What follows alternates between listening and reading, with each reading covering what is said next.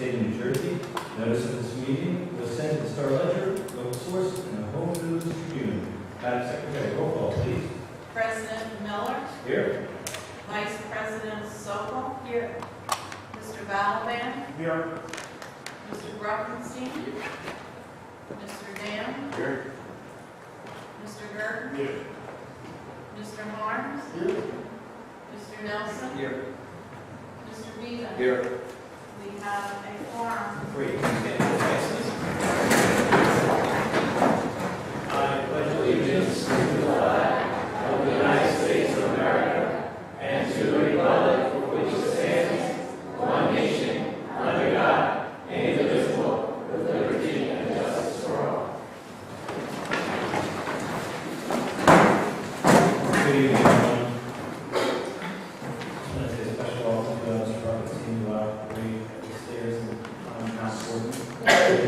so welcome back. And before I start public participation, I just want to give an update on the closed session. And the update was, first we did the first issue was on personnel, and that was concerning the principal search. And the second, the two additions were the personnel for the non-renewals that we had this year, and the third one was a security issue. That's the update. And with that, I'd like to open up the first public participation portion of the evening for agenda items only. If you'd like to speak on a certain agenda item, please come forward, state your name and address and the agenda items that you wish to speak on.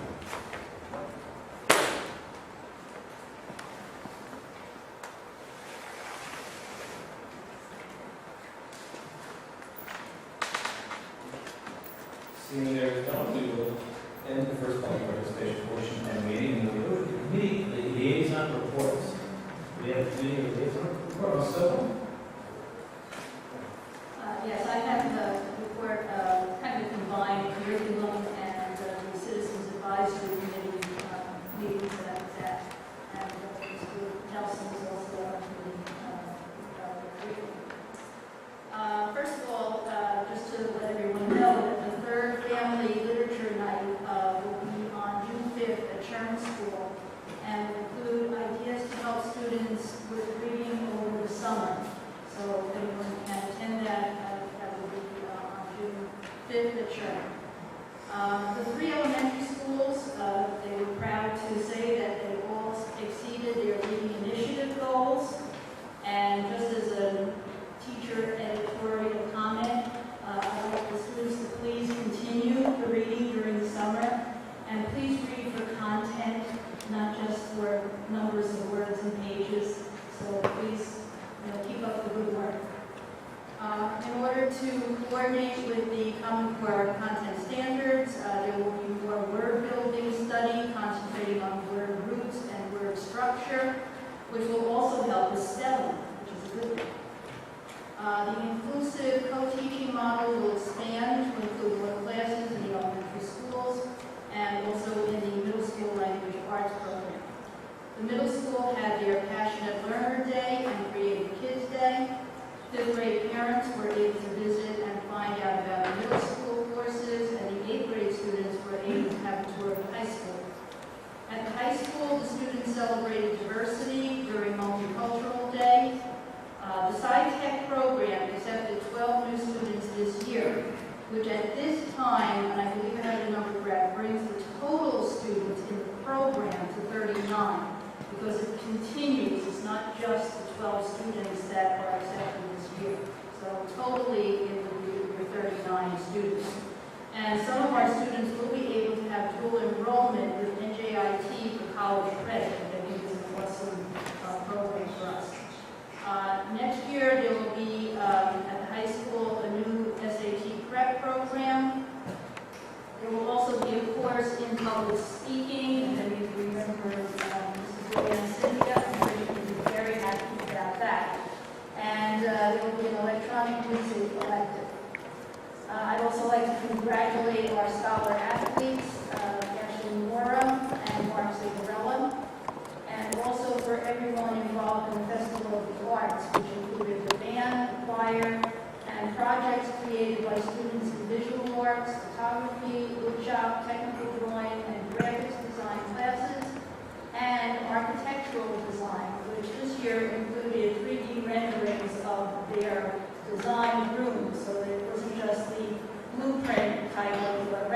there's also the 3D renders, so you can really see what the room is going to be like. And there were also structural models of tree houses, which I really enjoyed looking at. So it was really, that's one of my favorite exhibits to go to when they have the Festival of the Arts. And it's really great to see how technology and the arts work together creatively. And to get everyone's, the technology is not just, putting in numbers and, seeing things on the screen. It's actually developing ideas and working with their imagination. So it was really a wonderful display, and I really want to thank everyone that was involved in it.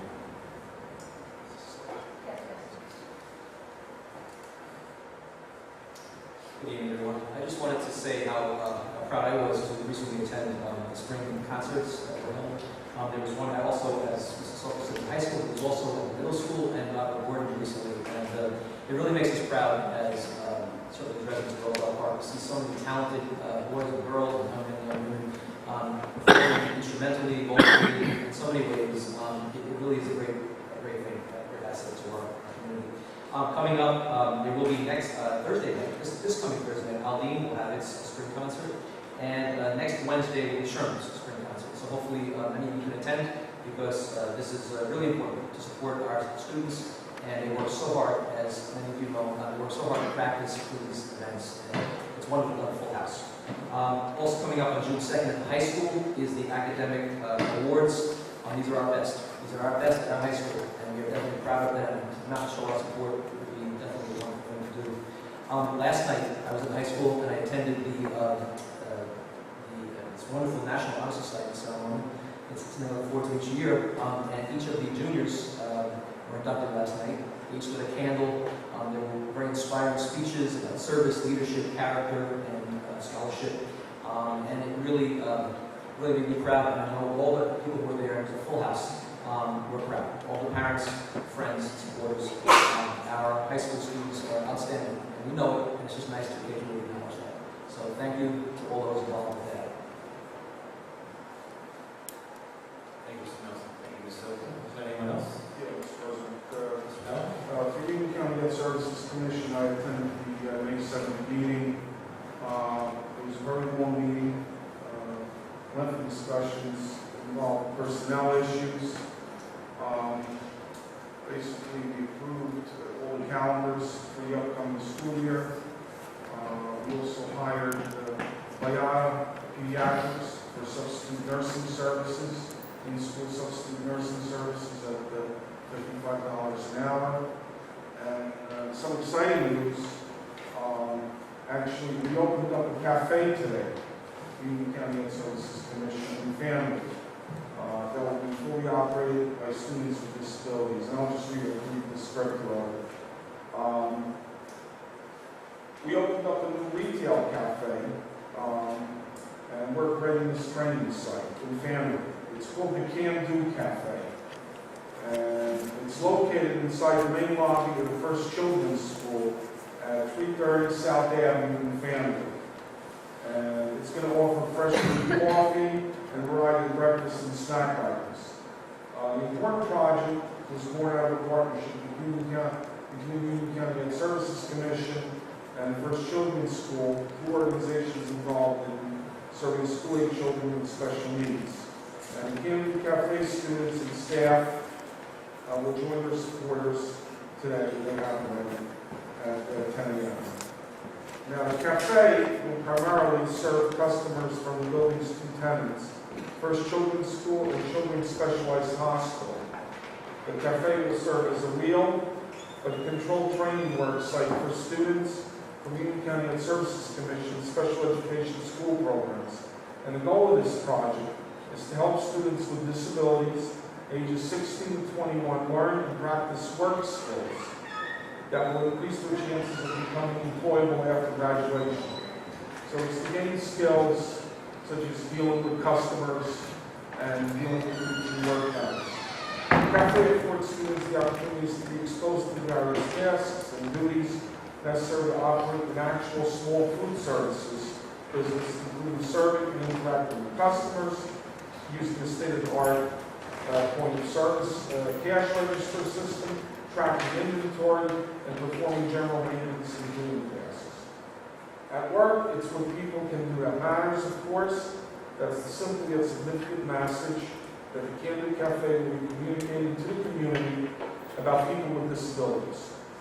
And they're going to try and involve autistic syndrome children as well. As you know, in New Jersey, it's now less than 1 out of 50 students afflicted with autism. So they're going to try to get them involved as well in this country. So that's good. The Candid Cafe will initially be open on Mondays, Wednesdays, and Fridays from 9 a.m. to 1 p.m. with the goal of eventually operating 5 days per week. Thank you. Thank you, Mr. Bellman. Anyone else? Yes. I would just like to say that I also was at the high school spring concert, my daughter performed there, and I just want to say that even though the band and the girl group were a little smaller, I thought they were fantastic. They brought the house down, and there was comments made about, hopefully the auditorium being renovated, and there was a big amount of applause over that. And just want to say that, our teachers work very hard with that aspect, and especially listening to Sushi, who does a lot of stuff with her, and whole staff, Mr. Skowski, and Allison House. Did an excellent job. Thank you. Thank you, Mr. Van. Anyone else? I had the pleasure this Saturday to go to my first New Jersey School Boards Association Delegate Assembly. And for those who are familiar with the New Jersey School Boards Association, that's the association that we're a part of, as is every other school district in the state of New Jersey. And we pay a due. We pay dues every year, and they help us. They can give us legal advice if we need it, as well as advice on other matters, just other school matters that are out there. And they're just a real good support service for us going through the years. And this is the first time I was there. And at this delegate assembly, I represented Roselle Park, and this was my first one, so I was really listening to what was going on.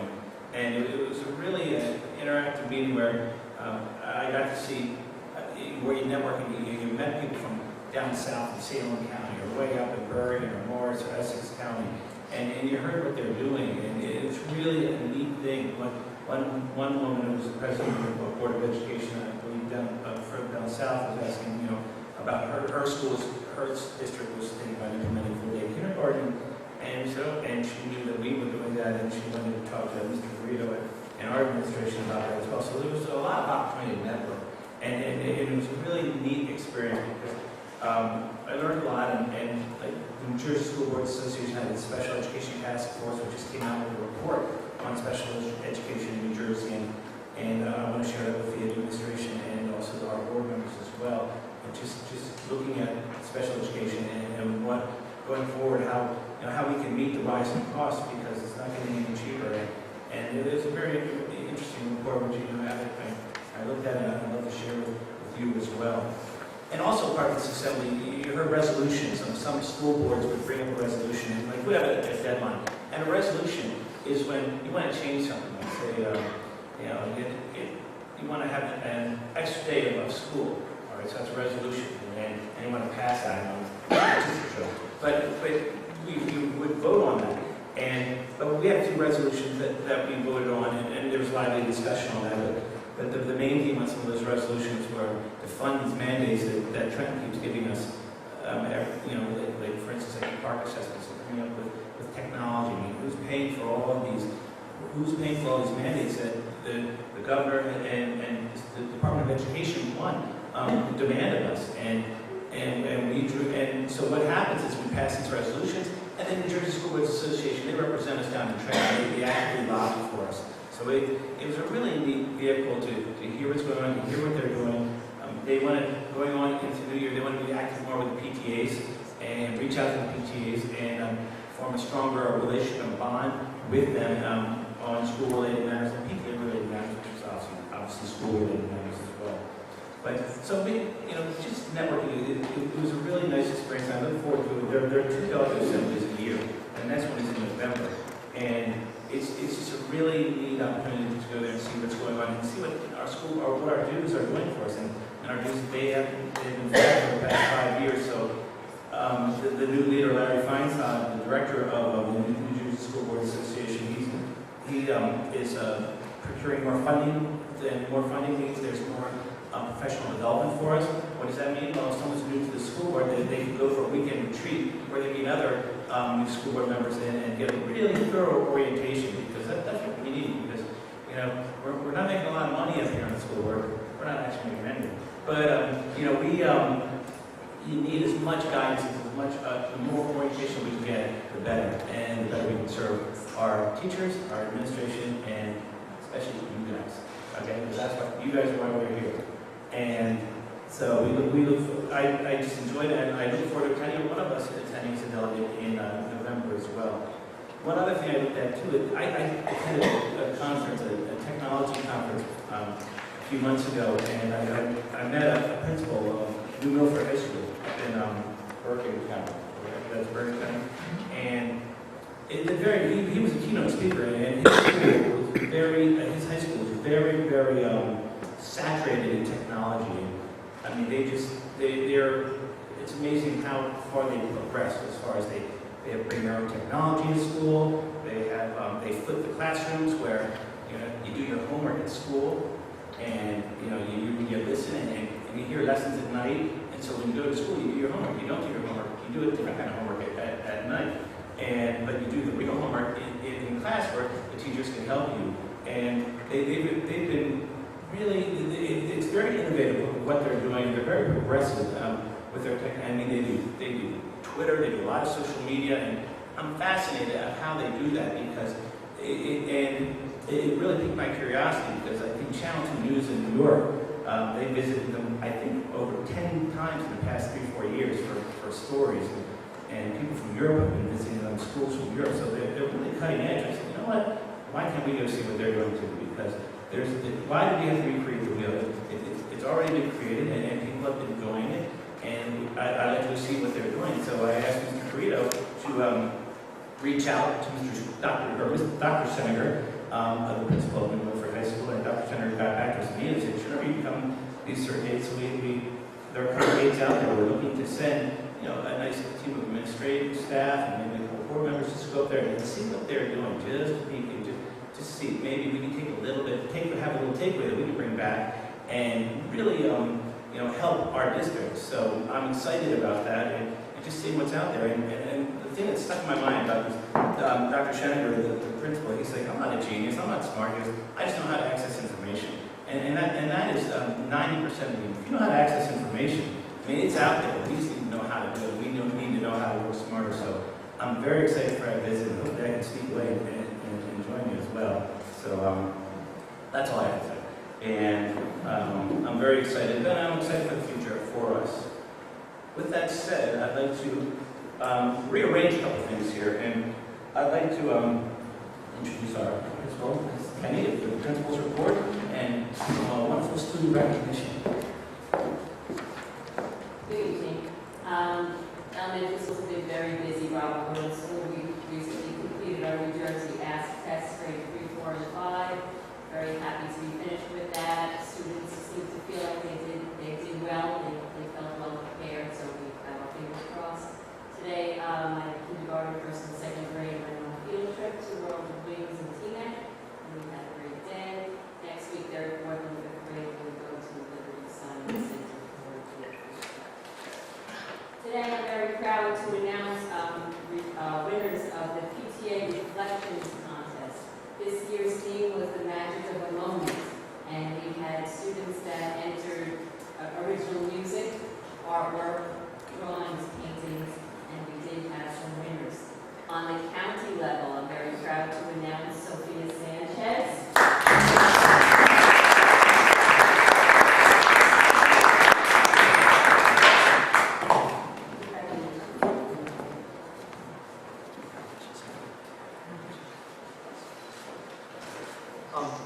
Mrs. King, may I ask, Sophia, could you maybe just share with the board and certainly share with the audience a little bit about your creation of your artwork, please?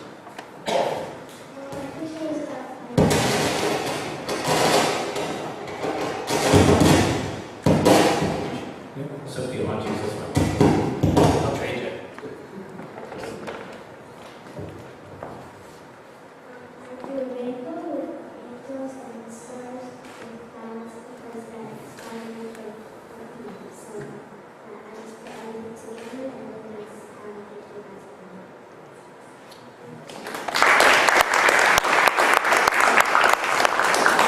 Also winning on the county level was Alyssa Wong.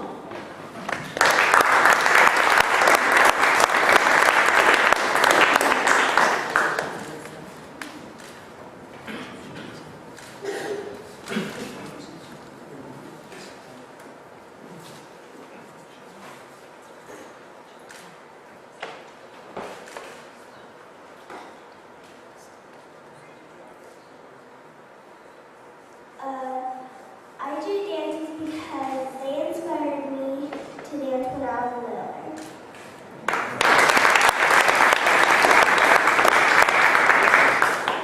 Yeah. Okay, and then we had students move on to the state level. First, Sebastian Snegra.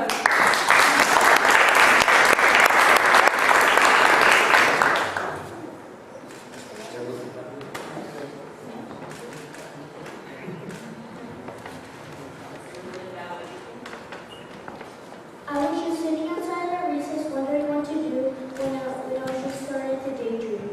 Then I thought of a song and it sounded pretty good in my head. So I wrote it down and then suddenly the theme popped up and I decided to enter.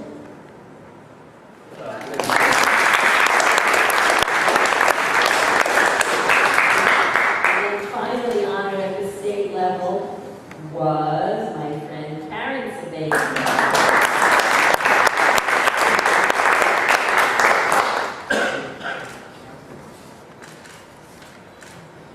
One day I was waiting for my classmates to finish their work, then I was just taking out my journal to write, and my writing really inspired me. So when the theme came out, I got the song in my head, and it took many days to get the melody right.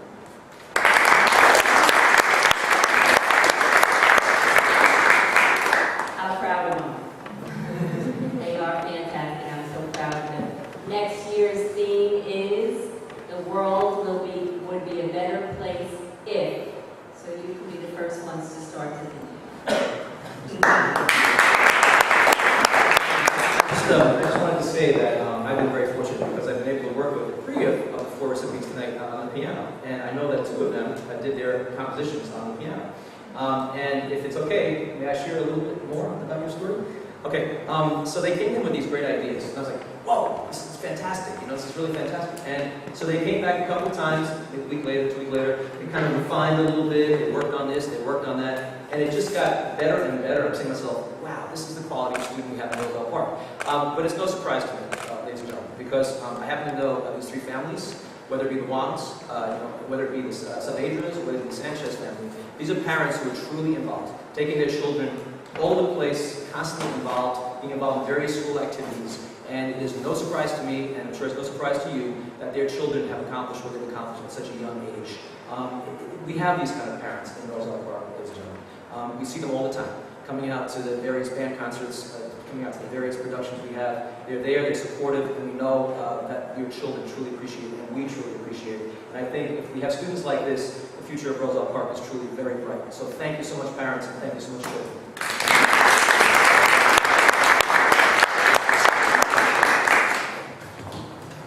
Can we just have everyone come up again, just take one picture with President Victoria? And if you don't mind, I'll just...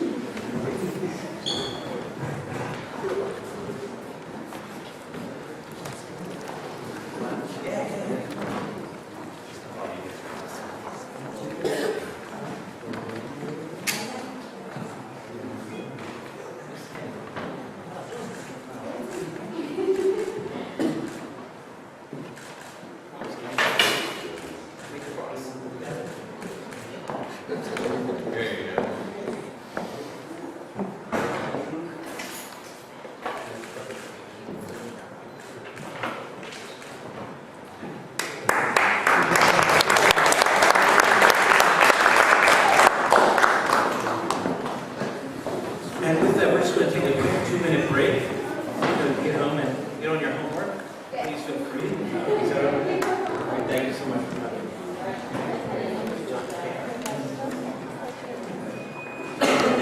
I'll try to get away from seeing, giving us rules, but I I was wrote amazed one. at how the children were actually put on a spot and they performed so well.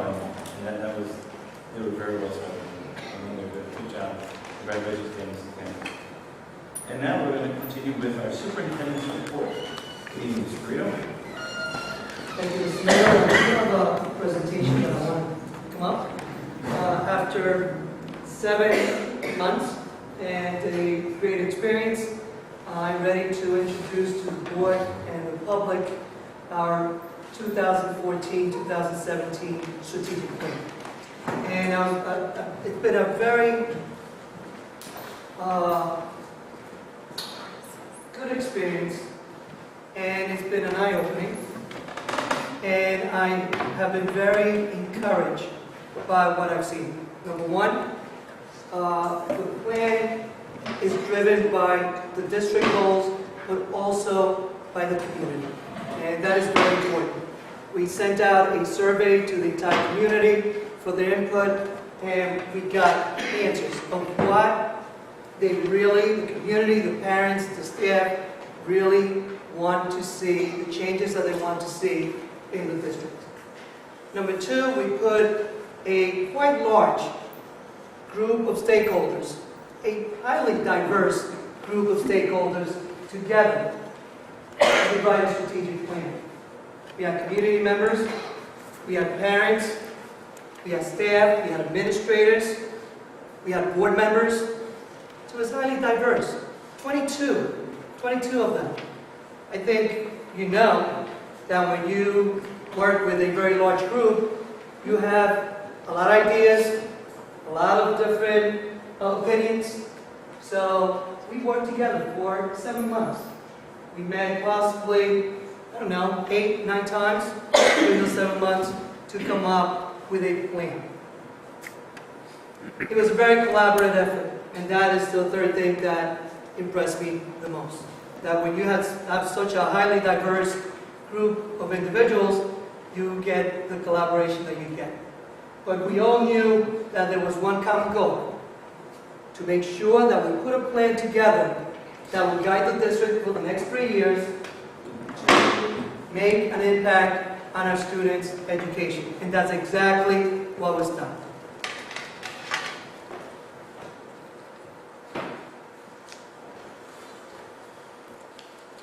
Hello?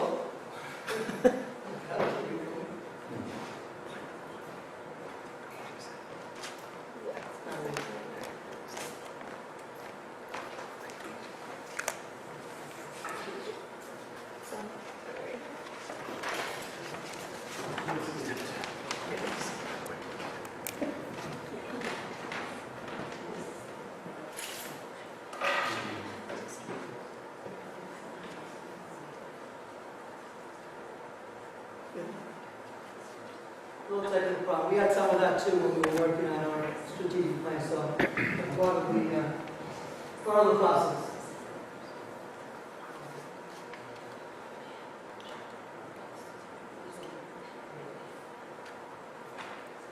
Okay, like every else that we have a district mission, and that is what drives our plan. Okay, very simply said, the mission is Roselle Park. The mission is to provide a quality education through shared responsibility in a safe, supportive environment for all students to meet the challenges of a global society. And then, of course, what is a strategic plan? It's a document used to communicate with the community the district goals. We went a step further. We also asked for the input of the parents. We had close to 800 responses. We put it out on the website. We had close to 800 responses. So we really did get a large number of people respond to it.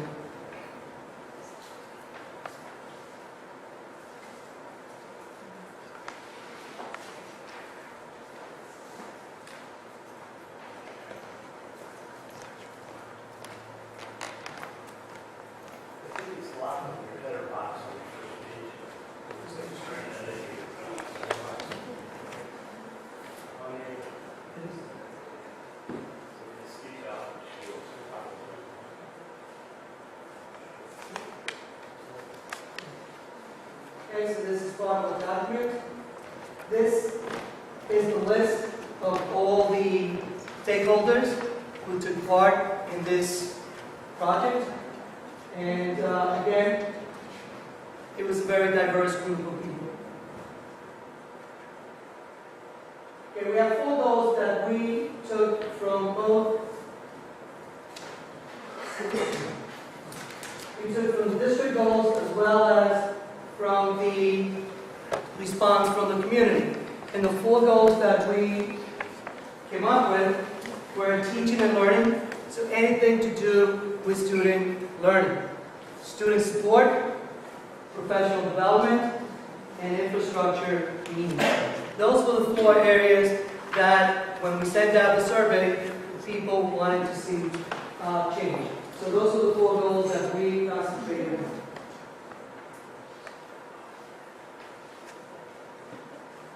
Okay, goal number 1, teaching and learning. We came up with objectives for each of the goals. The first objective, and this was the number 1, okay, in the survey. The number 1 item that came up. To ensure the implementation of full-day kindergarten for all eligible children of Roselle Park. Okay? As we know, we have begun the process of that objective, of that goal. Okay? And then, of course, you have your set of activities, you have your staff responsible, and then you have your benchmark. And at the end of every year, we will check on the status of the objective to see if we met or not. We may need to extend it. We may say, yes, we met that objective. So, for example, one of the activities is to locate appropriate space in each elementary school to accommodate an adequate full-day kindergarten program. We started to do that already. Develop curriculum and obtain resources to satisfy a full-day kindergarten. We're in the process of doing that. And as you can see, we have a timeline here. From April 2014 to June 2015. To recruit and select the most qualified candidates for the 3 new positions and to train all kindergarten teachers for a full-day kindergarten program. Again, we started the process already, and we will have that by September 14th.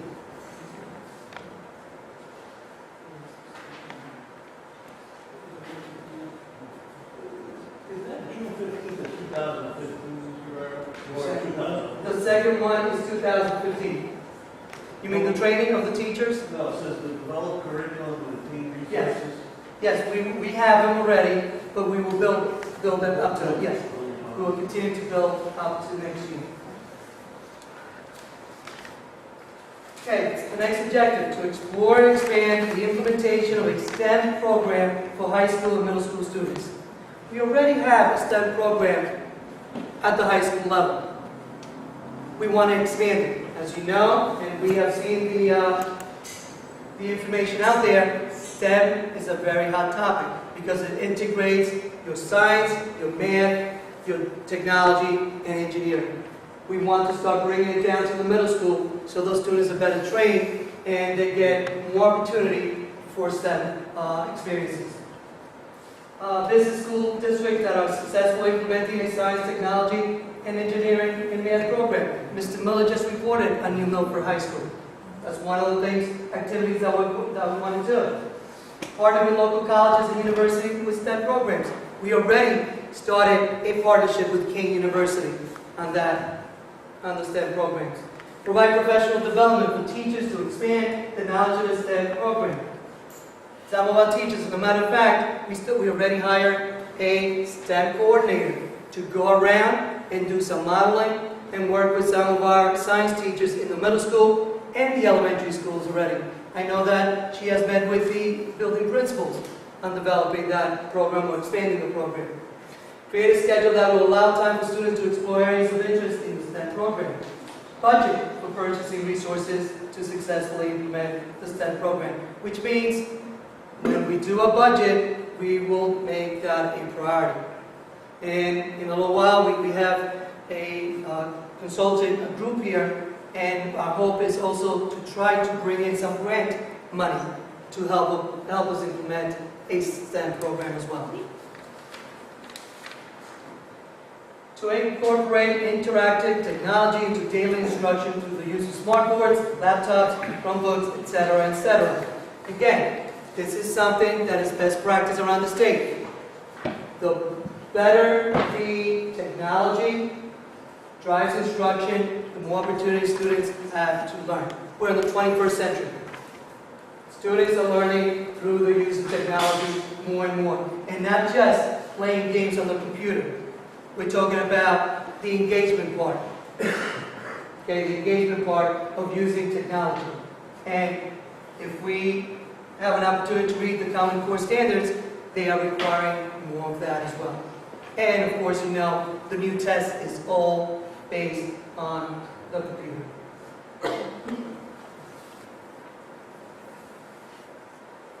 To update a pre-kindergarten through 12 language arts curriculum to reflect a deeper understanding of Common Core and PARC assessment expectations. We already are working on updating our literacy program with a best practice program, a balanced literacy approach. Okay, with students see connections between the writing, the reading, and the writing. And they work either in small groups that use level readings when instruction is differentiated, and that is the new trend in teaching children literacy. So we're working on that already. The principal, Mrs. Savo, is working with the teachers on training on the balanced literacy approach. To update current arts program to increase student involvement. There's a direct correlation between students participating in art and achievement in academics. Many districts, because of budget cuts and so forth, they are doing away with arts. Okay, we want to continue to have the arts in Roselle Park. We want to try to expand it. We want to see if we can gain interest in the children in using the arts, because we feel it's very important as well. Maybe through some grant writing, we can get more opportunities for art and music and so forth. That is goal number one, directly impacting the learning of the students and teaching. Goal number two, student support. We know how important it is to ensure the success of every student. The Roselle Park School District is dedicated to providing a quality education through student support services.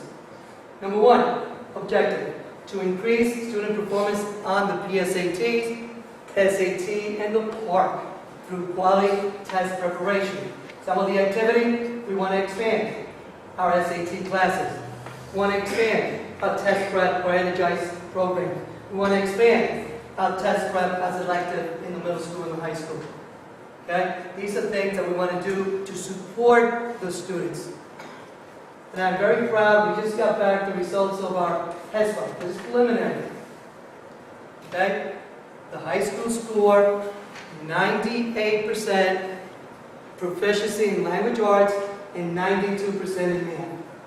So that is a very hard. We want to continue to expand that, and we are not going to rest. And I think I told the board this until we reach 100% proficiency, and not just the high school, but the middle school and the elementary schools as well. To ensure that at-risk students receive adequate response to intervention through intervention and referral services, through counseling services, to respond to intervention resources. Okay, these are all new best practice programs that truly help those at-risk students. We want to make sure that every student gets the support necessary. Next objective, to provide opportunities for students to participate in community outreach programs. We feel that the partnership with the community is so valuable, so valuable. We want to increase that, especially as they get older. We want to make sure that we identify local volunteer opportunities. Mr. Nelson spoke about the National Honor Society, and part of it is his service. And that is part of it. It should be part of our curriculum as well. To raise awareness of civic responsibility. We feel and we know that this is all very important. To To provide opportunities for students to volunteer in the school and community. Again, student support services. This is something, not only is it a character builder, but it's also going to be good for the college applications as well. Colleges want a well-rounded student. Another objective, to create the least restrictive environment that are supportive, so students of all abilities can learn and collaborate together. We are starting to establish a co-teaching approach. Okay? That is something that we want to see happen, where the students, our special education population, receives education in the least restrictive environment. Yes? Across the women's all grade levels? The co-teaching eventually will go up. Right now, it's going to start in the elementary schools, and we are going to pilot the middle school next year, so yes. At the high school, it's already happening because of the way that they select classes, Ms. Baba, but as you know, in the elementary school, it's a little bit more restrictive. Okay, it's a little more restrictive. Goal number 3, professional development. I've always said that a teacher, no matter how good that teacher is, and we have an excellent staff, cannot do their job well unless they get 2 things. The training they need and the resources that they need to make sure that they teach their subject. So we want to make sure that we provide the staff with the effective and productive professional development opportunities.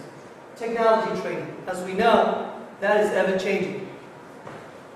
What is new in technology now, 3 years from now, is old. So we need to continuously give the teachers the opportunities for technology training. Common Core and Clark. That is what the state is requiring us to do. We need to provide teachers with the right training on knowing exactly what the standards are for student learning. And the Clark. Teacher modeling program. I believe, I'm a really big believer that teachers learn best from their colleagues. And I'm a big believer also in professional learning communities. When in professional learning communities, teachers get together either in horizontal meetings or vertical meetings, and they learn. There may be a teacher that's doing something very well. One thing very well. If they share it with their colleagues, those teachers are going to get a best practice. So just think, if they meet vertically and they learn between 12 teachers, let's say, in the 3rd grade, they learn one thing from each other, and they model, they go into the classroom and they show the teacher how they're doing it and how successful they are. That is great, great professional development. That is the way really teachers can learn, because they're learning from their colleagues. That is our professional development. Goal number 4, to ensure a safe, secure, and modern environment to foster learning and student growth. Infrastructure needs. All we have to do is walk up the stairs, come into the buildings. We know our aging buildings. We know our aging buildings. We know that we need to provide students with a safe, secure, and hopefully modernized building if we can. But just because the buildings are aging, they're old, doesn't mean that we cannot provide them with features that are modern. So, what is one thing? Obviously, space for full day kindergarten. We're working now also on revising our libraries to make them media centers. And I'll tell you, the plan is working out really well, which I'm hoping for the next meeting to give you a PowerPoint on our libraries and our kindergartens. I think someone in the committee mentioned the high school performance. Our auditorium at the high school, which is really the hub for all of our performances.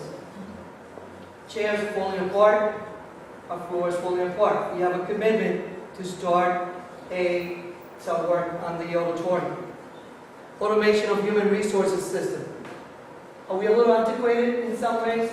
Yes. Can we improve with technology? Absolutely. We're looking at that to improve our system, especially our database system. Because if we use our database system to its potential, we can get wonderful reports about students, data reports, that's really going to help us target instruction. Maintain and be proactive improvements of district infrastructure. Okay? We're going to take an assessment of current district status. We're going to assess the district vehicles and the core technology, security, and the grounds and walkways, and slowly develop a plan over the next 3 years to start some of that process. Improvement in food service. We are working. We know that that is something that the community also expressed some concerns, and we have been listening. We're going to look to determine an automation of point of service, which is going to improve the effectiveness. We're looking also at different vendors to improve the food service and the quality of food. So these are some of the things. Of course, the solicitation of community input for food quality and selection. Explore recycling opportunities. We know that we can save money by improving recycling. Many of our schools already did that. Maybe through some grant writing. And I'll tell you, that really leads from one thing to the other here. Okay? Grant writing can definitely help us with that as well. To improve communication with the community. That is something that is important. We have been working on the website. We have a lot more to go.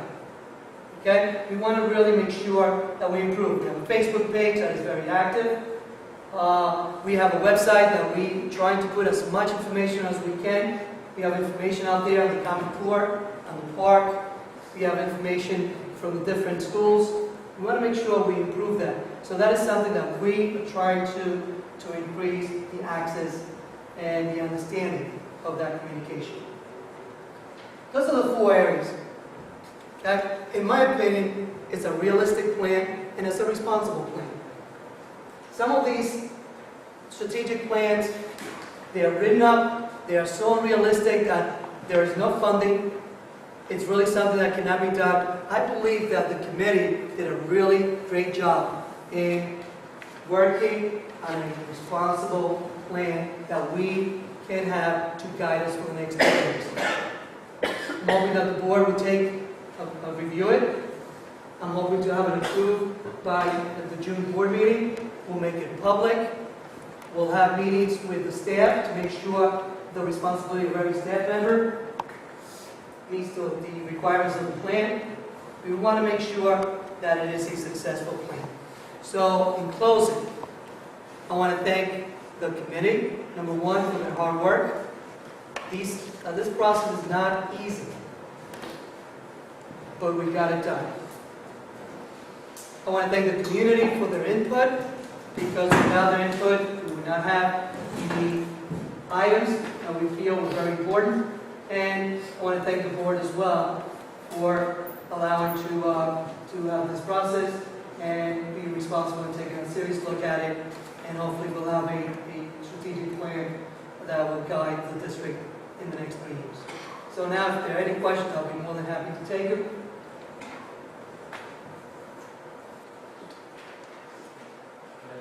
Sure.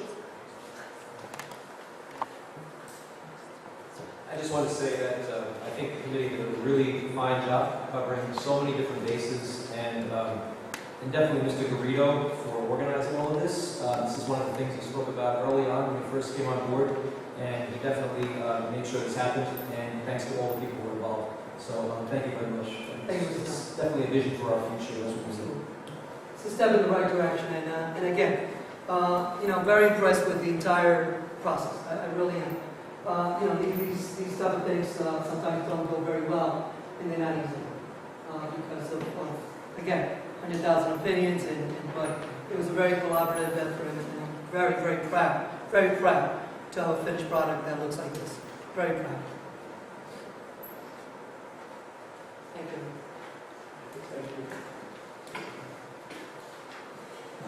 Thank you, Ms. Burrito, and thank you to the committee.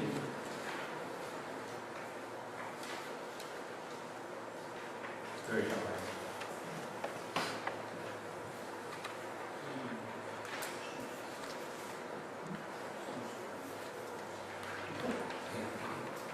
And the committee, storms to get this done, so we appreciate their efforts. Thank you so much. Now we're going to go into personnel. And I would like someone to make a motion to approve agenda items 1.7, 1 being district substitutes, 2 being staff resignation, 3 being additional hours, 4 being professional development preparation, 5 being ESL summer program staff, 6 being maternity leave of absence request, and 7 being maternity leave of absence request. And Mr. Gregg, second. Mr. Dam, are there any questions or comments? Roll call, please, Madam Secretary. Vice President Sokol, Yes. Mr. Balaban, Yes. Mr. Ruffenstein, Yes. Mr. Dam, Yes. Mr. Gerken, Yes. Mr. Harms, Yes. Mr. Nelson, Yes. Mr. Vina, Yes. President Miller. Yes. On roll call, motion carries. Thank you, Madam Secretary. Now we're on to education. Would someone make a motion to approve agenda items 8 through 10, 8 being education programs, 9 being educational trip requests, and 10 being 2014-2015 district first aid procedures, decision standing orders. Do I have a motion? Ms. Sokol, second. So, Second, Mr. Balaban. Any questions or comments? this is for the standard operating procedure manual that discipline has, and so they manual. Yes, Mr. Balaban, that is absolutely correct. Is that posted anywhere? Is there anything I should be reviewing before I approve that? As far as number 10? Yes. It was not included in the package. And then,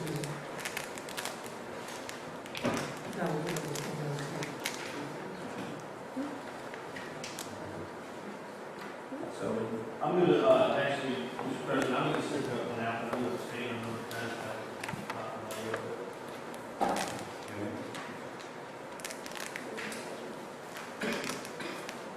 would there be any family harm tables?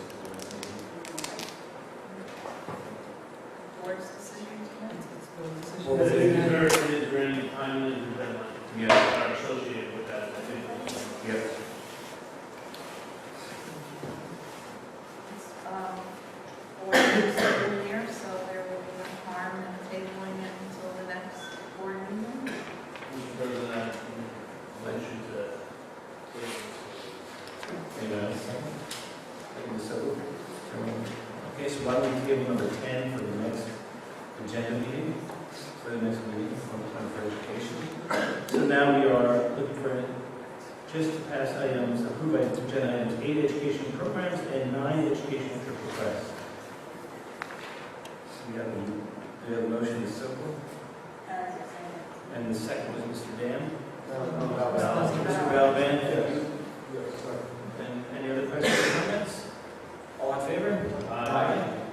Those items are approved. Now we're on to business.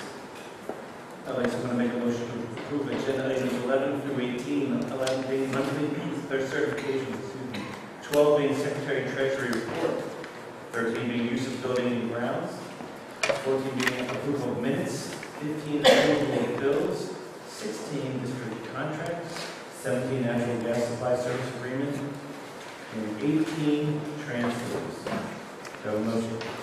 So, Mr. Harms, second. Mr. Balaban, are there any questions or comments? number 17. Why is it only for a 7-month term? The contract. That's the contract that came through ACES. We have no control over the terms. So after 7 months, ACES will go out for their year. then we can get another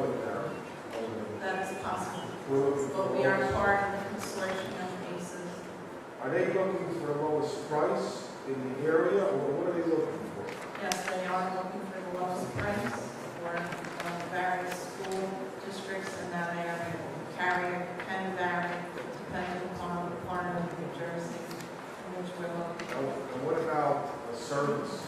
And not just the gas itself, but what about service? Say something breaks down, who services? The South Jersey Energy will come up here to services? Yes, and no, that's part of your contract. Okay, all right.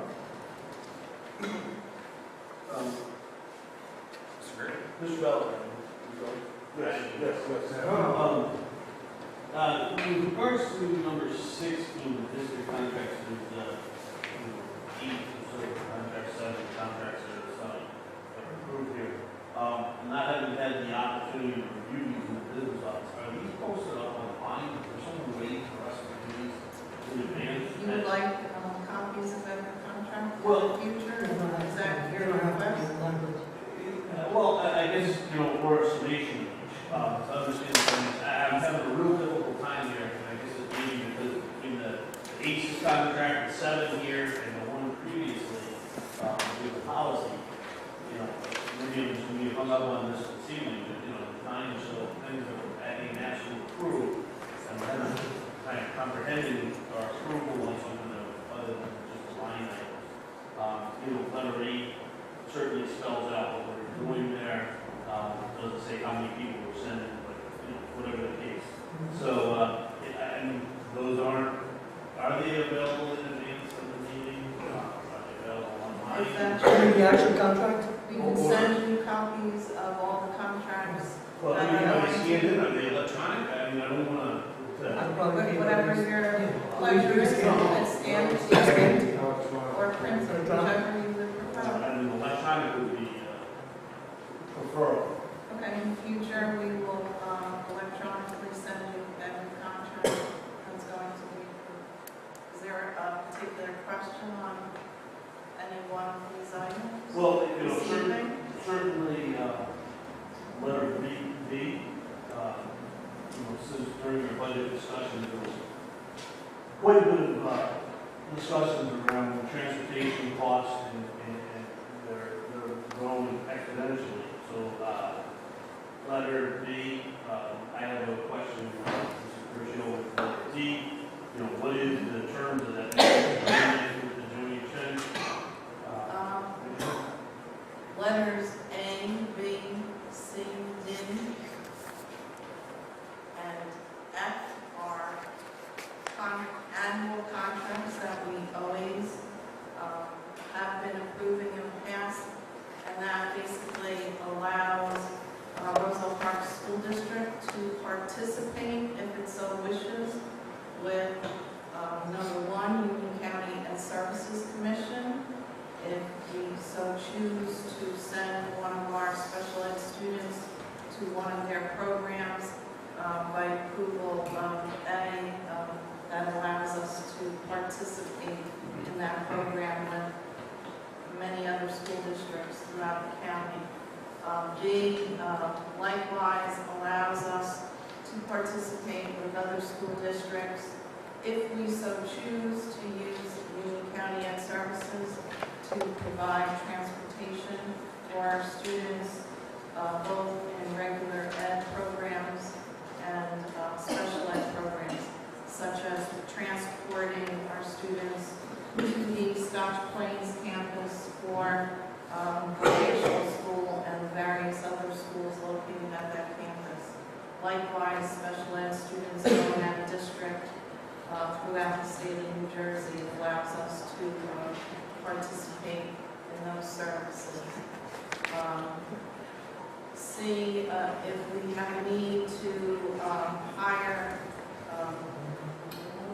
particular extraordinary service, such as, for example, a physical therapist, speech therapist, something that we don't, it allows us to share that service. That's that defined schedule?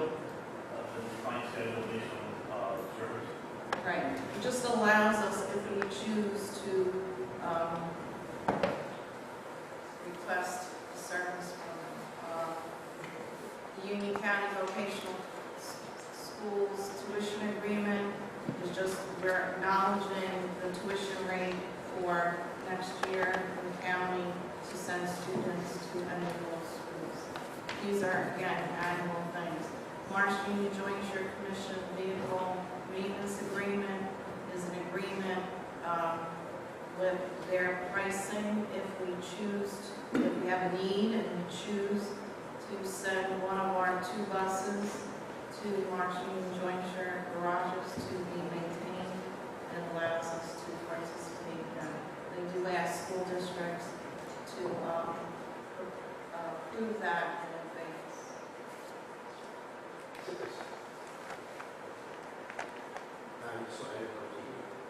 So what I'm hearing here is that these are just agreements with them for pricing. Correct. Okay, so it doesn't cost us anything, and the particular ones that you No, said. they're all optional if we so So choose to. if you said one of the ones, the Union, Marsh Union Jointure Commission maintenance, and it was a transmission had to be replaced at $5,000. And all the other prices that we have got prior to that was, $6,000, $7,000. That means it gives us the opportunity to go to that. Correct. I guess my question is, why would we do that all the time? I mean, if you're giving me the best price, that's what As opposed to a blanket contract, you do it on a per basis. And I understand the tuitions you're setting for a school year, what are they defining, for the vehicle maintenance, I guess, using Mr. Harden's example, is there a defined schedule now saying, transmissions are this, or this is a service contract, so it's just opening it up for services, I guess, from a fiduciary oversight, or approval process, we're approving the relationship, we're not approving the dollars that are being spent. Those dollars are going to be cut through a PO, and ultimately we'll get a check request later on to approve it after it's already done. Yes.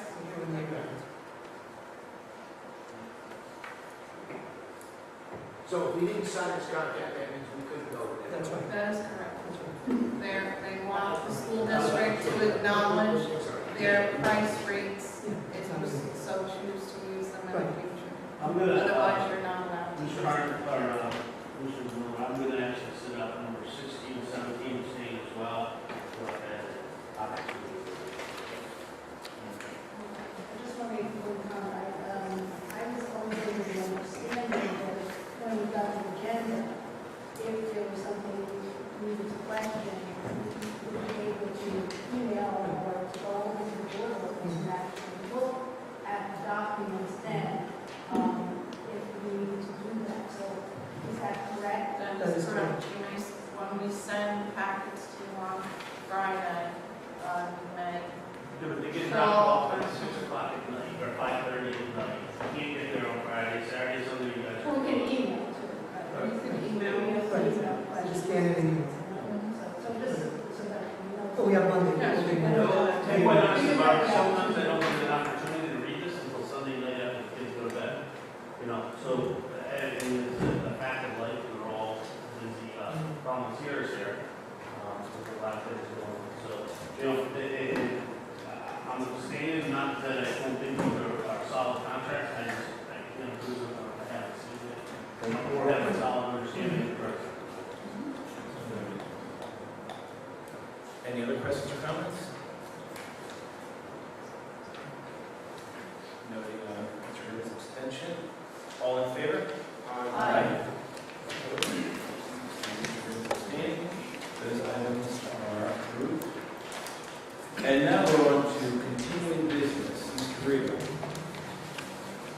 Thank you, Mr. Miller. Students that have been identified as not residing in Roselle Park and have been removed from the district. We have a total of 6. There are 2 students under investigation with the possibility of being removed as well. Thank you, Mr. Garrido. And now we're on to new business, and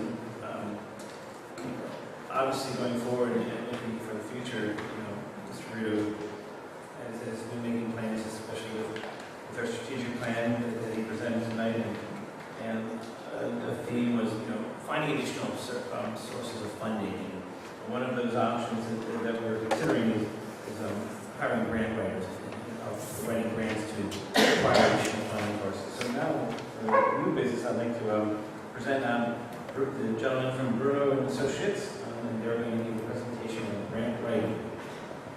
Good evening. Good evening, everyone. Thank you. Thank you for having us. My name is Chris Brown, I'm president of BOE Associates. Can't hear you. Yeah. It's okay, we're going to see each other. Yeah, you guys here? I'll speak loud enough. There you go, great. My name is Chris Brown, I'm the president of BOE Associates, grant consultant in public relations. This is Dave Burrows, he's also a grant manager with us for several years. We're going to provide you with a little bit of information on grants, or any questions you might have for the process of grant writing. Have 10 folders. I already have. I'm sure you have it already. I don't know if you will have security needs, but I'll tell you, it's difficult for us to get into this building tonight. What, the stairs or the door? I think it was more the stairs than anything else. But both, they were both challenging. Yes, definitely. Very secure. We're a firm that's, it's a family firm. My grandfather began the business back in the 60s, so we've been around for 40 plus years, a little bit longer than me, but we're extremely successful. Inside the packet is our contact information. On the right-hand side is a little bit of what we specialize in our history, some of the workers that we have on our team, and also some references if you need to contact anyone at a different school location that we work with. We have clients, of course, education clients in Passaic County, Bergen County, Putnam County, Essex County. I do not have a client down here in Union County. I want to be in Union County. So that's hopefully going to be very soon. On the other side, there's just a sample listing of different clients that we work with and successful applications that have been filed for those clients.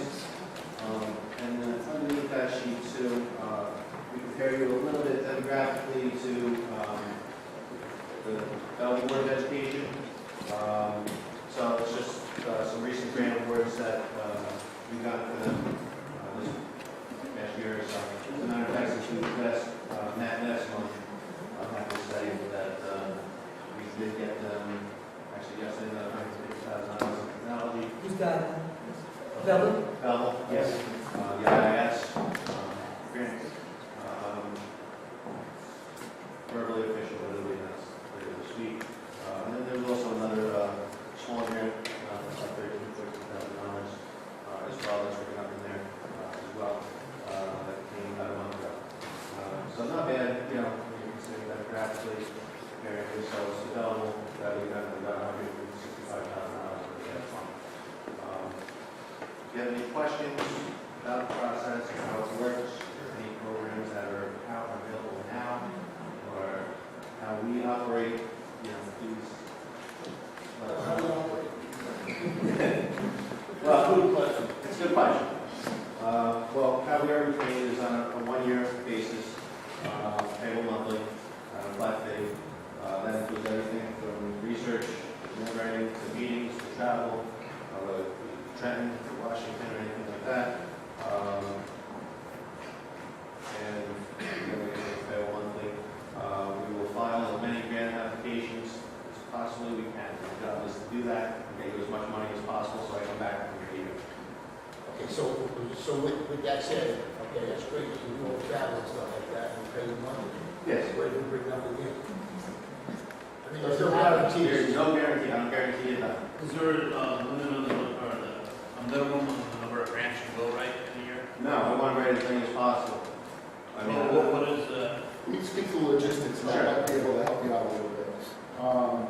Really, the most successful districts that we have, we've got a great working rapport with them, and they say, hey, I've got a good idea for something. What do you think? I say, hey, let's set a meeting, and the meeting set, and we come in. In a district where there's a lot of activity, that's never a question. There has to be someone on the district end, the board's end, you know, who's willing to say, like Mr. Greer, for example, said, oh, here's the team. everything will go through me, and I'll disseminate it, and I'll get my feedback and give it to you, and link you up with somebody, then you're off and running. So, the town of West New York, we might be there 3 times a week. One month I went there probably 7 or 8 times for 3 different projects. There have been projects where we go, throughout the year to work with a team to develop the application. It really depends how large, no matter how large or how small, we're going to work on it. But what we need from this end really determines the complexity of the grant determines that. But again, in the end, we will always turn the motor. It's just a matter of whether or not if we get a little bit of feedback from you guys. The motor, there's never going to be any question of will you receive what you pay us. Let me ask you, I just have a question. In terms of technology, we definitely have technology needs for our district. Sure. Is the most amount, is there a certain sector or particular interest in the school, out there nationally in terms of grant? The most amount of available money is in a particular field, technology maybe, or playgrounds or whatever. Right, it ebbs and flows. 5-6 years ago, school safety was sort of popular, and that they sort of sliced it out of the budget, and technology's been on the rise, STEM especially lately. Innovative programs that especially get females involved in STEM education, that's been popular. Nutrition, especially from small foundation grants, but I can tell you firsthand, in some districts a $50,000 grant means less than a $6,000 grant to get kids active in another district. Just for example, in one district, we've probably done 3 grants for $2,000 in the past month. And in that same district, we've put an application out for $100,000. Doesn't matter what it is, we're going to go after it. And to get back to your question, I would say that technology is hot right now. And again, that may not be the case in 2 years. Depends if it's a state grant, what the state priorities are, federally, what the federal priorities are. Right now, technology is very big, and school safety is coming back up as well. But who determines how much you're asking for in the grant? We do, or you Oh, no, well, I mean, or are you just asking for a particular figure and see how much you get? In the guide, they'll have guidelines and rules that you have to follow whenever the grant becomes available. So they might say, okay, the state of New Jersey will receive 25 grant awards. The cap is $200,000. so it may say floor and ceiling. So you're going for state-approved grants? Depends. State, federal, foundation, state, county. foundation, Okay, so county, you're going all across the board, everything. There's a wealthy benefactor, we'll write them a letter, whatever it takes. That's right, yes. Can you come back to us, what I'm saying is, if you come to the district and say, hey, I know there's a grant out there for this particular thing, is it something you can use? I don't know if I'm Yes, asking. that's a great question. That's a very good question. The way it works is we actually sort of started talking about this already, studying up with you guys, talking to some of the personnel. We learn about your priorities, if we were to be retained, we'd have an initial meeting, and we'd say, okay, that we talk about X, Y, and Z being the priorities, anything else you want to add to that. So we're always going to be on the lookout for that. And then we troll the wires all the time, but we'll look at specific, and if someone has a great idea, a teacher comes to you, or comes before the board and says, I've got this innovative project, I don't know how to get funds. Whoever our point of contact might be, hey, look, can you set a meeting with so-and-so and see what you can do to make this happen? We work that way as well. But we'll create a grant alert when something opens up, or even if we're anticipating, like Race to the Top, we're anticipating that will come probably August. So we've already started preparing our districts. Look, if you're interested, here's the rundown. Here's the 3-page overview of the 100-page guidance. Here's what you need to do to prepare yourself. Here's what we're doing. We should meet on these. We should get this team together. We'll meet on these dates in preparation for the opening of this grant. That's a humongous grant. It's a big process. That's one of the only ones with the Race to the Top 21st Century Learning Community, big multi-year commitments. short answer is yes. We send out whoever contacts people are, here's an overview of your grant, it's available now, it's going to become available, what are your thoughts? And then we go from there. What is your batting average? That's a great question. I was actually thinking about it in these terms when we were walking up here. It's sort of like baseball. I would say, you know, if you're in the 300s, you're pretty good. If you're average, if you're batting about 250, I would say we're more around like Ted Williams. We're very successful. As Chris said, well, Ted Williams, Babe Ruth had the home runs. Well, you know, you know what, Ted Williams has over 500 runs, right? Ted Williams, he's got he had power right now. Little known fact. But no, we do both. When we hit for the millions, and we'll pick up $2,000 or $3,000 here and there as well. Really, we want to do what's best for the district. We want to do what's best for the kids of whatever district we work with. So say if we said, okay, great, let's go. In that initial meeting, like, how would you counsel us as far as like setting up, just like a contact person, Yeah. but then like within the satellites of our schools, that kind of structure? Because I mean, you know, being a teacher myself, I mean, writing a grant is like, I mean, I would love to have I have these ideas, but I just, you know, I'm swamped with the whatever the flavor of the day is from Trenton that I have to be busy with, and I don't necessarily have that time to.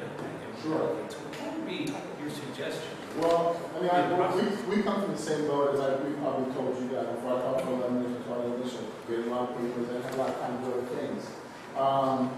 So the way that it works best in other districts is there's a point person, an administrative point person, who talks to the department heads and says, look, you know, there are going to be funding opportunities coming down. I'm really going to urge your teachers to provide some feedback where they can.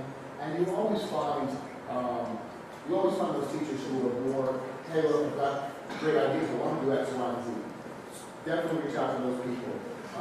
But also, too, you can have at a professional development say, look, these are the opportunities that are coming out. We urge you to participate if you get a notice from your department head or whoever it is. But it's got to come from the top.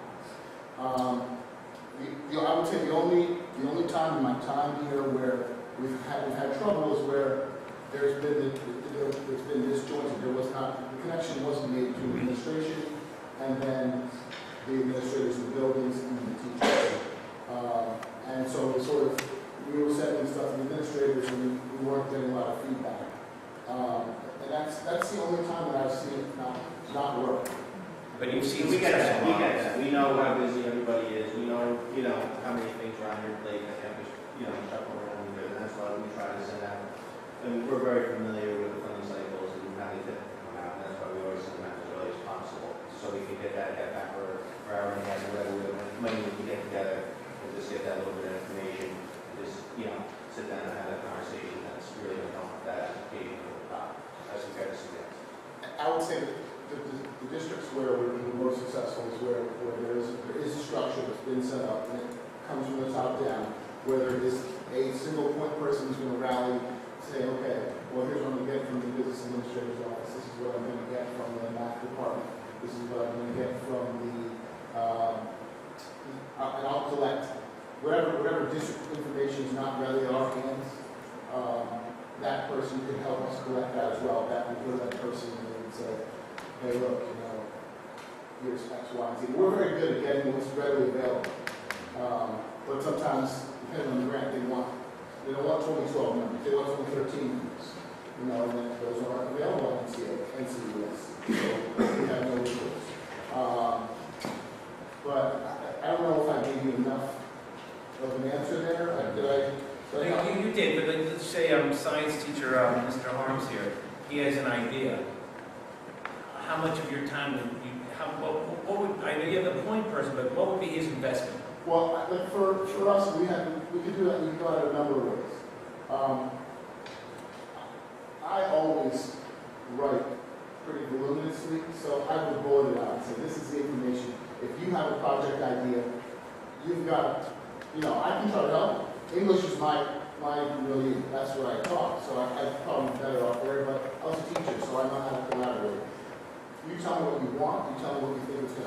if you just, hey, I'm going out this catalog, and I want this number, and that number, and that number, great. Goals and objectives, sit down, if you've thought it out, if you've thought about it for a number of, hey, I've been thinking about doing this for 2 or 3 years, and this is what it's gonna look like. It might be a 30-minute conversation, it might take notes, or a 15-minute conversation. If it's a bigger grant, if it's a, $200,000 grant that involves a multi-year commitment and a project team, it might be, a handful of sessions. It might be, 2 or 3 meetings and some follow-up emails. But Well, I have a question there. But you wouldn't want me to snap something out of the air anyway, because it wouldn't be what you want. You talk about, though, your district has to have an infrastructure to support that. Otherwise, the involvement becomes, the criticality becomes on the teacher. It becomes onerous, and then, I understand. And we don't, our district doesn't have that. I don't believe, we don't have that set up now. Nor do I think we'll have that anytime in the future where we'll have the ability to, have that SWOT analysis or being able to go through and the team attack to it. Gutenberg, Board of Ed, I see you've been done some work there. They're a similar type district as far as size of staff or to some degree. So how did you handle those challenges? I would say that's the challenging district. It's starting to turn around now. Actually, very recently, when we started a couple of projects there, it was some turnover in some administration and actually turning it over to someone that they gave more autonomy to. They said, okay, you've got more autonomy, because before it was always going through the superintendent. And in the end, nobody below the superintendent having autonomy to do anything. And it didn't work out. Now, someone else has been given some autonomy. And when Mr. Garrido was there, it would have been great if he would have been. But, so they're able to, they have that model. Well, they've got a point person who can say, okay, I'm going to talk to Steve over in PE to see if we can do this.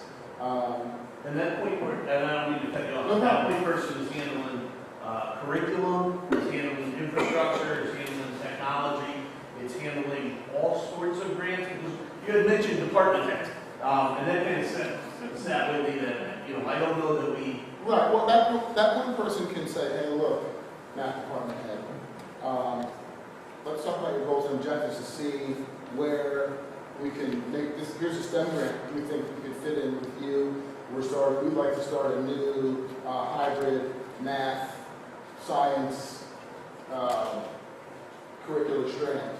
And here's a grant from BOE that provides $250,000 a year for innovative projects. Do you have any concepts? Let's have a 15-minute lunch meeting. If you think that you have no good ideas, we'll pass. But if you've got some ideas, hey, when you tonight before you go to bed, spend 10 minutes, send me some notes. I'll pass along to Brenda. We'll see if it works. That's the kind of time somebody needs to start the momentum going. It's taken longer in some districts to get the momentum going than others, but I got to say that we're not unsuccessful, and we're pretty diligent. If you, like I said, if you're just doubtful that there's anybody on the staff that wants to spend any time whatsoever doing anything, I would say, no, I'm not saying there's not. If that was your thought, I would say, that's not for us. But if you think that you got some motivated people who can say, hey, look, I've got 15 minutes for you here. I've got an hour for you over the course of this week. Especially we're pretty proactive to say, okay, this is due in 6 weeks. We need to find out this information. We can put something really good together. What do you think? And some districts will say, okay, we'll talk to so-and-so. Well, they've got an hour for you here, over the course of this week. And that's how it generally works out. I'm sorry, I went back to you. One of our main board goals was to improve the communication between the board and the school districts and the community. Now, if that's a goal that we have, would you consult us as to how we would be able to do that through grants? Or do we have to tell you how we think we should do it? I mean, are you going to be able to consult us? We have a goal. Sure. We know what we want to do. We haven't been successful in many instances. So would you be able to, guide us in what grants might be helpful in something like that? Because, technology is pretty clear cut. Sure. I mean, you get, buy equipment, things like that. But when you're talking about communication and things like that, that's a little bit different. So, would an area like that be something that you could consult with us as to your knowing what kinds of grants are out there for that? What happens is, if that's one of your goals, you put it down for us, and we start looking at the angles. We start looking at how we can make the progress come true, whether that's technology or something that's not so cut and dry. And so that's sort of the short answer is yes, we can certainly advise you. If you have a specific science project that you want to do, we can advise you as to what grants are. That's an easy one. Yes, we know that. Improving school climate, sure, behavioral issues.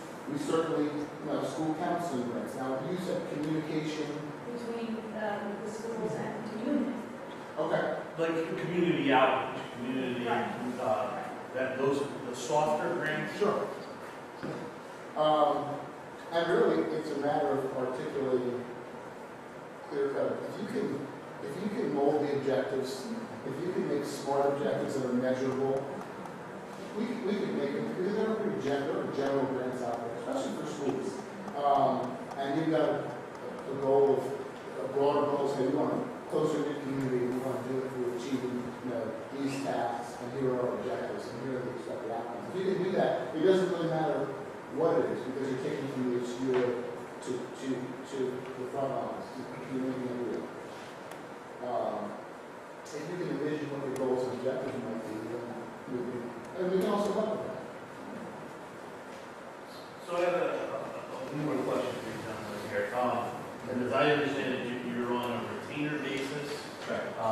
And is there also a percentage of grant taken after the fact? No. So it's a straight professional services contract. Professional services, yes. So in my past, I've had the opportunity to work with a few grant writing companies and individuals. Always successful, always good things come from it. This is the first time I've personally seen this model, where you pay that retainer up front as opposed to the firm having skin in the game and taking whatever it is, 10, 12, 14% of the grant, or 30% or whatever the negotiated rate is.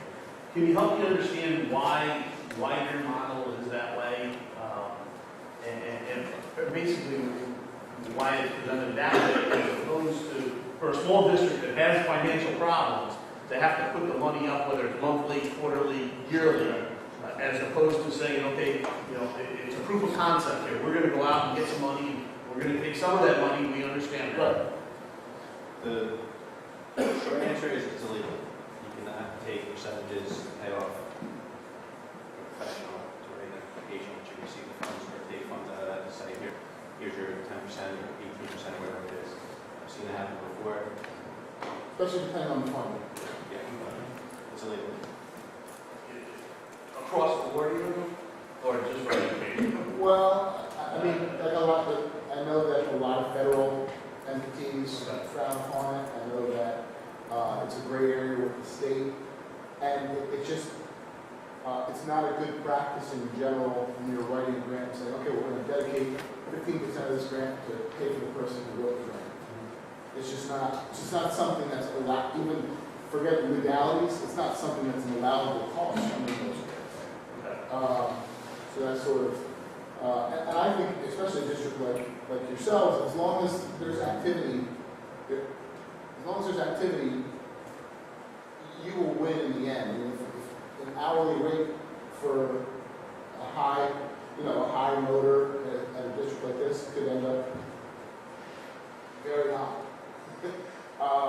So, I mean, that's the only model I can think of that we would feel comfortable with. Look for strong applicants, that wouldn't kind of blend into the application process and raise some legal issues and definitely some statute issues. And we have a quote for them? They did give us a quote. Yeah, we discussed it. Yeah, we discussed it. Yeah. There's a possibility, I did explain to Chris, to me that we had discussion in the town about the possibility of having a joint service. We don't know if that's possible. I was spoken to the mayor lately, but they may be interested. Who knows? But there is a rate that you can give us if we go. I mean, Yeah, I mean, that joint venture. if we go solo, the board of ed would be $30,000. You know, For now, we're just municipality, doing so it would be 55. And when do you anticipate, would our district anticipate or realistically expect to receive any sort of proceeds? It depends. It depends on the grant that you wanted to go for. Say you wanted to do something like Fuel Up to Play 60, which is, smaller grants, nutrition. They'll turn around in about 6 weeks. If you wanted to go for something a little bit larger, a bank foundation grant, with the range of $10,000 to $15,000. The Wells Fargo Foundation, they'll probably turn around in about 3 months. Some state grants will turn around very quickly. Federal grants generally tend to be 7 to 10 months. And some state grants will take longer as well. So you can look at an average of, 5 to 7 months, from the time you submit an application. If you hit probably 5 months considering the small, you say any kind of proceeds, that's some kind of misleading because a bigger grant's going to take longer. So it's 30,000 per year. Yes. You said how much with the town? 55. Oh, you mean combined? Right, combined, so the rate will go down to about 27. Is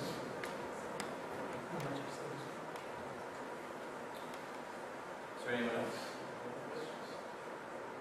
And there's no minimum guarantee. No, we don't guarantee any of our contracts, right?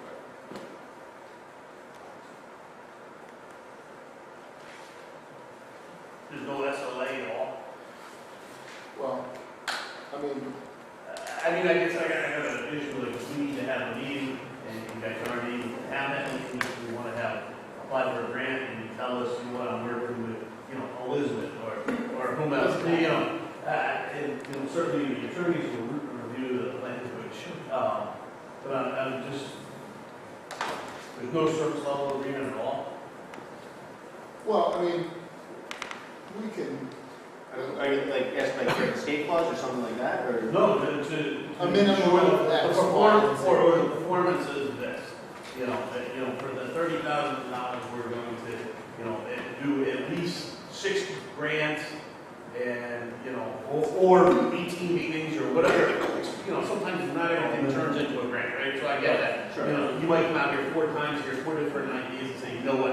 I'm sure it's something that we can consider. We don't generally do that. We don't have that in need any of our to, but contracts. I don't think it'd be a problem. A huge problem. I can't speak to that myself. I would say no, because like I said, with all of our municipal and Board of Ed clients, we don't have that in any of them. So I would say no. Know to doing it, or Yes. know that you have?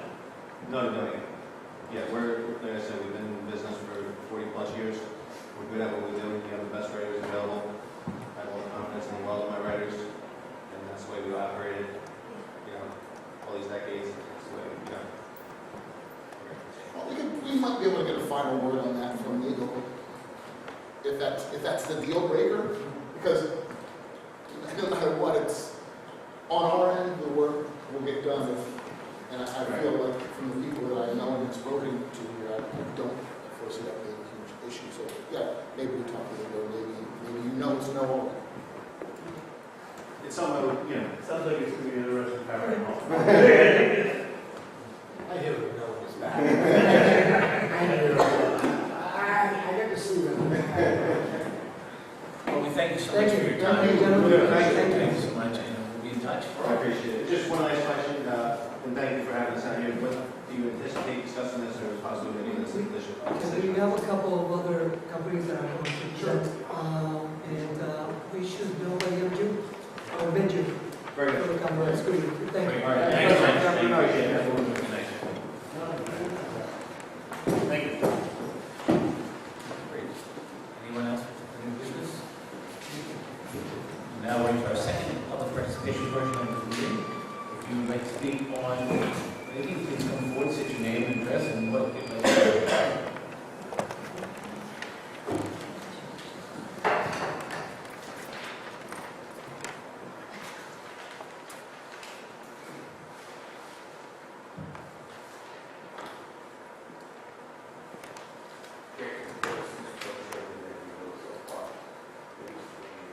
Can't hear you.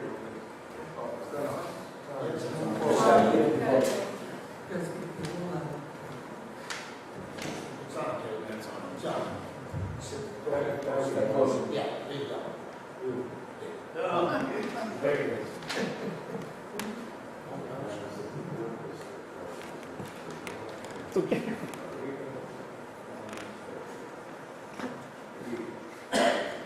Joey, you gotta get Go closer. closer, talk louder. Thank you. What needs to say? Me?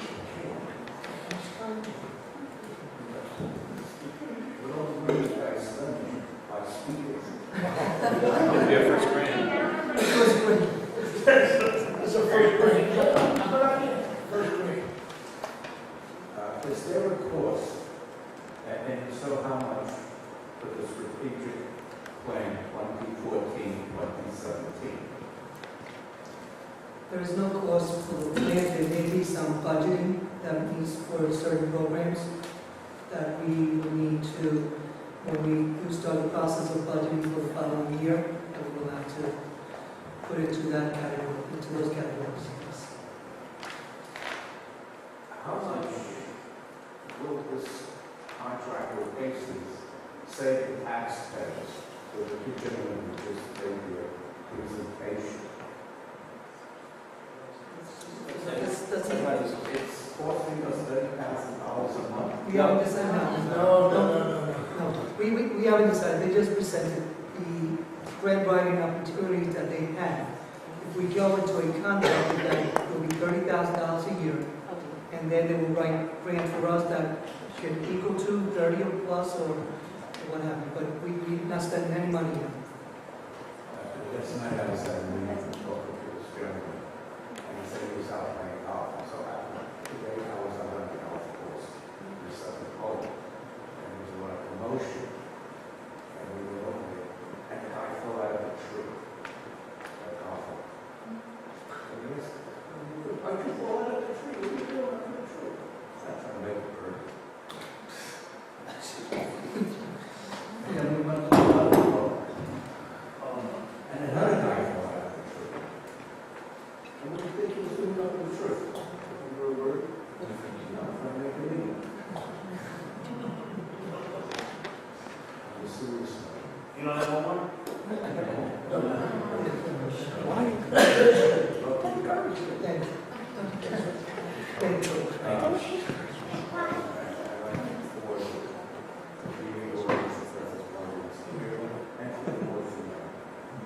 On May 10th, 2014, Mr. Scott Nelson was the guest speaker. Thank you. For a very informative meeting that we had with the Community Methodist Church men's breaks. Whether it be a large group or one student, that we recognize for their achievements. Thank you again.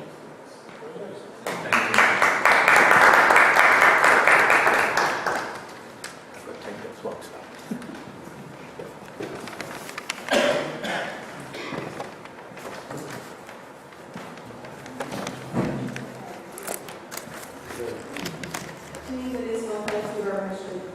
I have a question. Unfortunately, I was not at the last meeting. It was all baseball, and I wasn't a baseball stand now.